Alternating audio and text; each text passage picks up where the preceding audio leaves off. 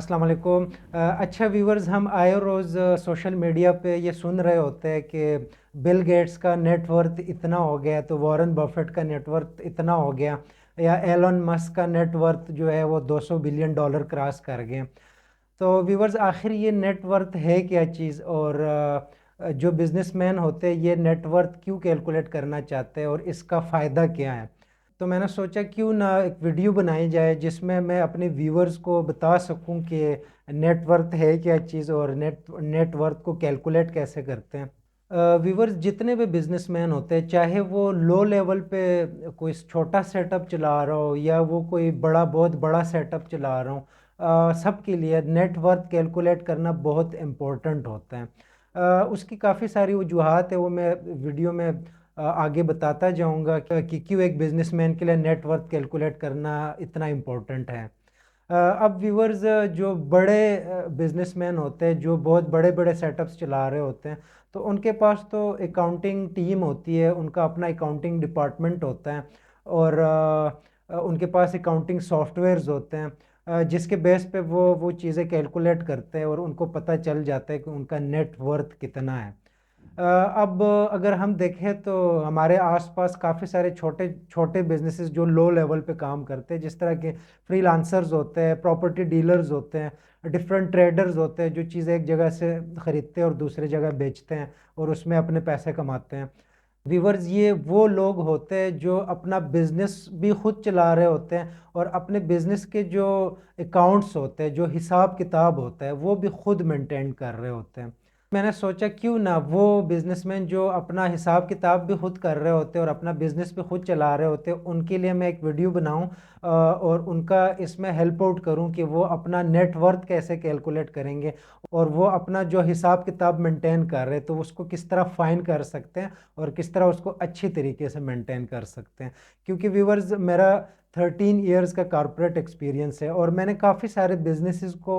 Just इस वजह से फेल होते हुए देखा है कि वो अपना हिसाब किताब, वो अपना अकाउंट्स प्रॉपर मेंटेन नहीं कर सकते। उनके जो बिजनेस का स्नैपशॉट होता है, जो उनका फाइनेंशियल पोजीशन होता है, वो उनको एग्जैक्ट नहीं पता होता है, जिसकी वजह से वो गलत डिसीजंस लेते हैं और उन गलत डिसीजंस की वजह से उनको लॉस हो रहा होता है और उनका बिजनेस फेलियर की तरफ चला जाता है। अब नेटवर्थ क्या चीज़ है, नेटवर्थ कैसे कैलकुलेट की जाती है, इस पे मैं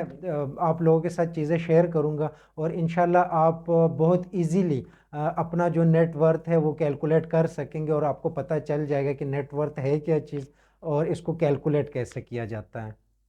अब व्यूवर्स, नेटवर्थ को समझने के लिए हमें पहले बैलेंस शीट को समझना पड़ेगा कि ये बैलेंस शीट क्या चीज़ है। व्यूवर्स, बैलेंस शीट जो है वो एक सिंपल अकाउंटिंग प्रिंसिपल, एक फार्मूला है,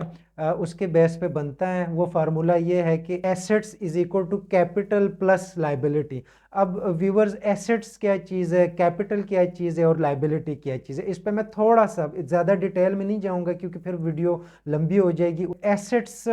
बेसिकली उर्दू में अगर हम कहें तो असासे, असासों को एसेट्स कहते हैं। अब हम किस चीज़ को असासा कहेंगे? हर वो चीज़ जिस जो हमारी मलकियत में हो और वो हमारे कंट्रोल में हो तो उसको हम एसेट कहेंगे।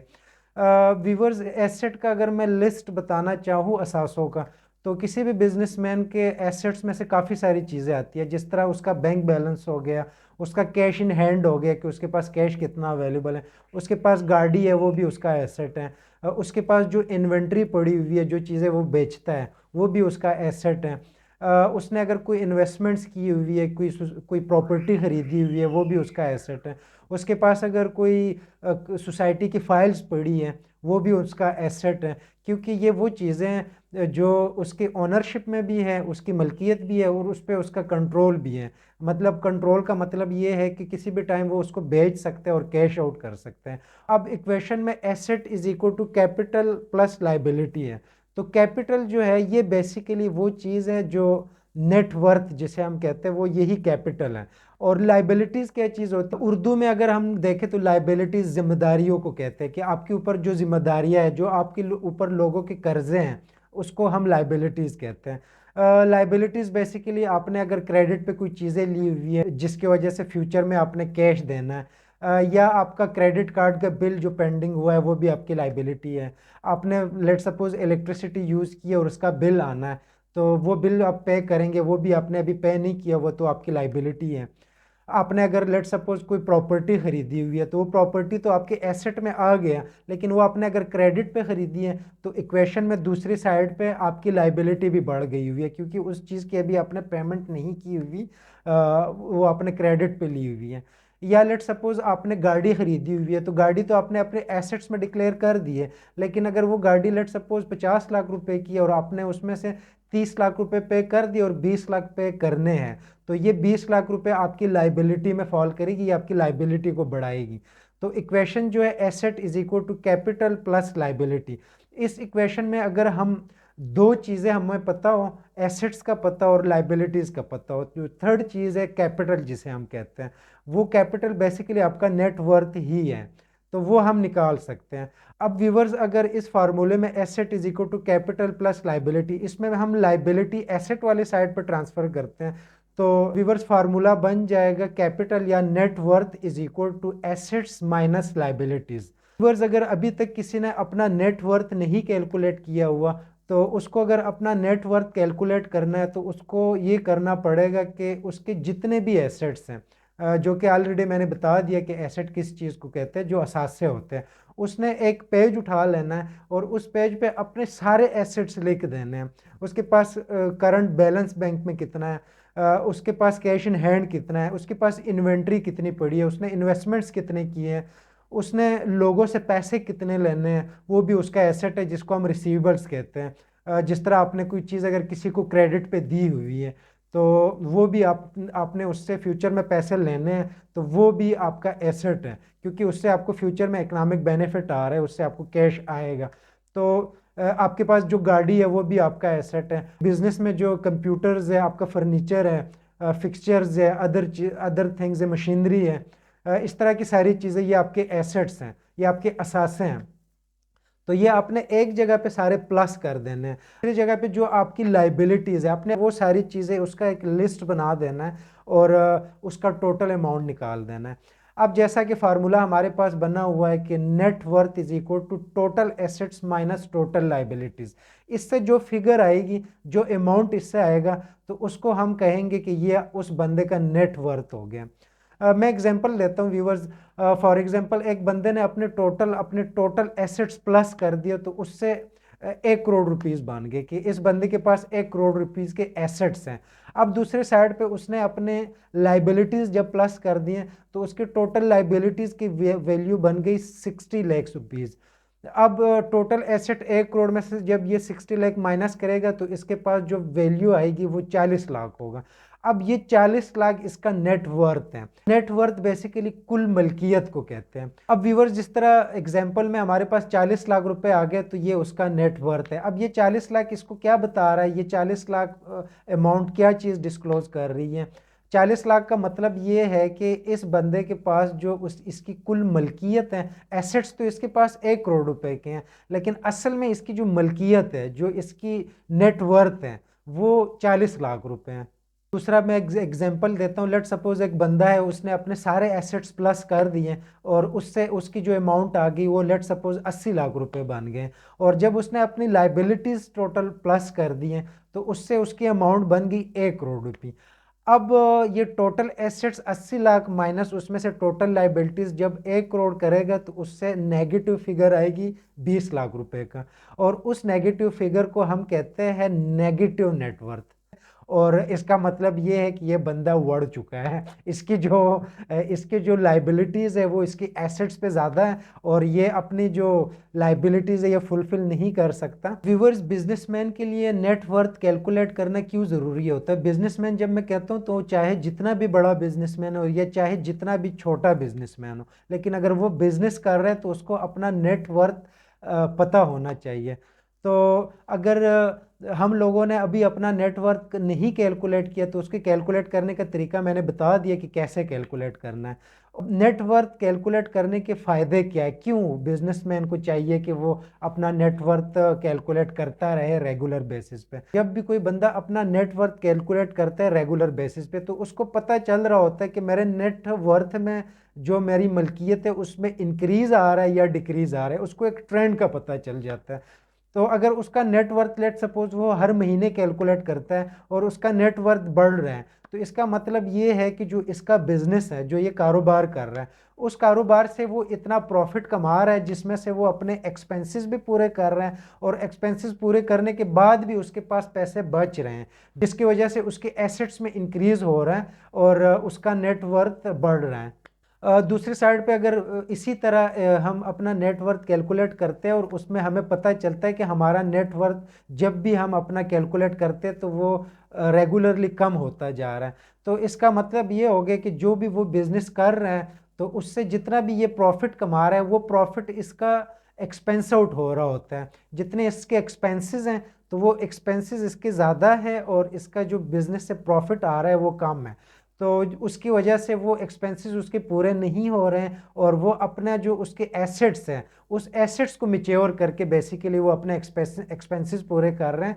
तो जिसकी वजह से उसका नेटवर्थ डेली बेस पे या मंथली बेस पे कम होता जा रहा है। अगर हम कैलकुलेट नहीं करेंगे तो हमें पता नहीं चलेगा, हम कारोबार कर रहे होंगे लेकिन बेसिकली हम अपने एसेट्स को ही मिच्योर करके खा रहे होंगे और हमें ये नहीं पता चल रहा होगा कि जो कारोबार हम कर रहे आया उससे मेरे एक्सपेंसेस भी पूरे हो रहे हैं या नहीं हो रहे। दूसरा नेटवर्थ कैलकुलेट करने का फ़ायदा ये है कि जो बिजनेसमैन होता है उसने प्रॉम्प्ट इंस्टेंट डिसीजंस लेने होते हैं, तो जब उसको अपने नेटवर्थ का पता होता है, अगर उसका नेटवर्थ नेगेटिव होता जा रहा है तो उसको वो चेक करेगा अपने एसेट्स वाली साइड को, वो इक्वेशन जो मैंने बताया उस इक्वेशन को चेक करेगा, asset is equal to capital plus liability, इस इक्वेशन को वो चेक कर रहा होगा कि कहाँ पे मसला हो रहा है, क्यों मेरा नेटवर्थ कम हो रहा है। तो उसको या तो ये पता चल जाएगा कि अगर मेरा नेटवर्थ कम हो रहा है तो मेरा बिजनेस जो है उससे मुझे जो इनकम आ रहा है वो मेरे लिए इनफ नहीं है, तो या तो वो अपने एक्सपेंसेस पे फोकस कर लेगा कि मेरे एक्सपेंसेस क्यों ज़्यादा हो रहे हैं, तो वो अपने एक्सपेंसेस को उसके बाद कम करना चाहेगा, या वो सेविंग सेविंग की तरफ जाएगा, सेविंग्स करना शुरू करेगा, अपने एसेट्स को री इन्वेस्ट करेगा, अपने एसेट्स की शेप को चेंज करेगा। फॉर एग्जांपल अगर उसके पास एसेट्स पड़े, लेट सपोज उसके पास कोई इन्वेस्टमेंट पड़ी हुई है, तो उस इन्वेस्टमेंट को वो मिच्योर करके किसी दूसरी जगह इन्वेस्ट कर देगा, एक एसेट का शेप चेंज करके दूसरा एसेट जनरेट कर देगा। तो इस तरह नेटवर्थ कैलकुलेट करने से उसको कम से कम पता चलता रहेगा कि मैं कर क्या रहा हूँ, आया मैं अपने ऑब्जेक्टिव्स की तरफ, अपने जो मैंने अपने लिए लाइफ के ऑब्जेक्टिव्स रखे हुए क्या वो मैं अचीव कर सकता हूँ या मैं डिस्ट्रैक हूँ। इसी तरह व्यूवर्स, जिन लोगों ने अगर अपना नेटवर्थ अभी तक कैलकुलेट नहीं किया हुआ और उन्होंने अभी मेरी वीडियो के बाद अपना नेटवर्थ कैलकुलेट कर दिया और उनका नेटवर्थ कोई अमाउंट आ गई, तो उनको चाहिए कि वो कॉन्स्टेंटली बेस पे उसको कैलकुलेट करता रहे, मंथली कैलकुलेट करता रहे, क्वार्टरली कैलकुलेट करता रहे, या इवन हफ्ते 1 वीक बाद कैलकुलेट करता रहे, अगर उसका बिजनेस का नेचर उसी तरह के अपने बिजनेस के नेचर को देख के, अगर उसके ट्रांजेक्शन डेली बेस पे काफ़ी ज़्यादा ट्रांजेक्शन हो रही होती है तो उसको चाहिए कि वो अपना नेटवर्थ भी रेगुलर इंटरवल्स पे कैलकुलेट करता रहे, ताकि उसको पता तो चले कि जो मेरे ट्रांजेक्शन्स हो रही हैं उसमें जो मैं प्रॉफिट कमा रहा हूँ तो आया वो प्रॉफिट मेरे लिए इनफ है, वो मेरे नेटवर्थ को इंक्रीज कर रहे हैं या वो मेरे नेटवर्थ को इंक्रीज नहीं कर रहा। अब एक बिजनेस है वो काफ़ी उसकी वॉल्यूम ऑफ ट्रांजेक्शन बहुत ज़्यादा है, लेकिन जब वो अपना नेटवर्थ कैलकुलेट कर रहा है तो उसका नेटवर्थ नीचे ही जा रहा है, तो इसका मतलब ये है कि उसका जो बिजनेस है उससे वो इतना प्रॉफिट नहीं अर्न कर रहा जितना उसको अर्न करना चाहिए। तो कम से कम वो अपने नेटवर्थ कैलकुलेट करके ये तो देख सकता है, डिसीजंस तो ले सकता है कि मैं क्या डिसीजन लूँ, ऐसा मैं क्या करूँ जिससे मेरा नेटवर्थ बढ़ जाए, या अगर मेरा नेटवर्थ कम होता जा रहा है तो क्यों, किस वजह से कम होता जा रहा है, वो उस पर सोचेगा, उसको देखेगा और वो अगेन अपने आप को एक स्पेसिफिक ट्रैक में डाल सकेगा और जो उसने अपने लाइफ ऑब्जेक्टिव्स बनाई हुई है उसको अचीव करने में इसके लिए ये काफ़ी मददगार साबित होगा। नेटवर्थ कैलकुलेट करने का मैंने एक बहुत ज़बरदस्त और एक बहुत सिंपल एक फॉर्मेट एक्सेल में बनाया हुआ भी है एक शीट पे, तो अगर मेरे व्यूअर्स को चाहिए हेल्प या उनको वो फॉर्मेट चाहिए तो मुझसे कांटेक्ट करके वो मुझसे वो फॉर्मेट भी ले सकते हैं। चूँकि वीडियो में चीज़ें ज़्यादा डिटेल में नहीं एक्सप्लेन की जा सकती, वीडियो लंबी हो जाती हैं, तो मेरे व्यूअर्स में कोई भी अगर मुझे कांटेक्ट करना चाहते हैं और उस पे फर्दर सीखना चाहते हैं कि एसेट्स को कैसे कैटेगराइज किया जाए, या किस चीज़ को मैं एसेट कह सकता हूँ, किस चीज़ को एसेट नहीं कह सकता, या अगर उसको लाइबिलिटीज़ आइडेंटिफाई करने में मसला आ रहा है, तो वो मुझे कांटेक्ट कर सकते हैं और इंशाल्लाह मैं उनको हेल्प आउट करूँगा। और हमें ये लाजमी करना चाहिए कि अगर हम कोई भी कारोबार कर रहे हैं, या इवन हम इन्वेस्टर हैं, या हम फ्रीलांसर हैं, या हम कोई प्रॉपर्टी डीलर है, प्रॉपर्टीज़ में डील करते हैं, तो ये वो लोग होते हैं जो single single man one man army होती है, वो बिज़नेस भी खुद कर रहे होते हैं, अपना हिसाब किताब भी खुद मेंटेन कर रहे होते हैं। लेकिन ये ज़रूरी नहीं है कि अगर एक बंदा अच्छा बिजनेसमैन है तो वो एक अच्छा अकाउंटेंट भी हो। ये जो इक्वेशन है assets is equal to capital plus liability, ये बेसिकली अकाउंटिंग की जान है। अगर इस इक्वेशन को कोई अच्छी तरीके से समझ गया ना, तो उसकी लाइफ आसान हो जाती है। ये चीज़ें इन डेप्थ समझने के लिए आप लोग मुझसे कांटेक्ट कर सकते हो, कमेंट सेक्शन में आप मुझसे चीज़ें पूछ भी सकते हैं। व्यूवर्स, आप चैनल को भी सब्सक्राइब कीजिएगा ताकि फ्यूचर में भी इस तरह की इंफॉर्मेटिव वीडियोस जितने भी मैं बनाता हूँ तो वो आप लोगों के पास आती रहें। आंखें बंद करके कोई भी कारोबार करना कोई अक्लमंदी नहीं है। नेटवर्थ का बिजनेसमैन को पता चल जाता है तो उसको डिसीजंस लेने में बहुत आसानी होती है। वो अपने आप को बहुत इजी फील कर रहा होता है, क्योंकि उसको पता होता है कि अगर मैं जो डिसीजन ले रहा हूँ तो मैं कितने औकात की डिसीजन ले सकता हूँ। वो इन्फॉर्म डिसीजन होता है, उसको पता होता है कि मैं ये डिसीजन क्यों ले रहा हूँ और ये डिसीजन मेरे लिए क्यों ज़रूरी है।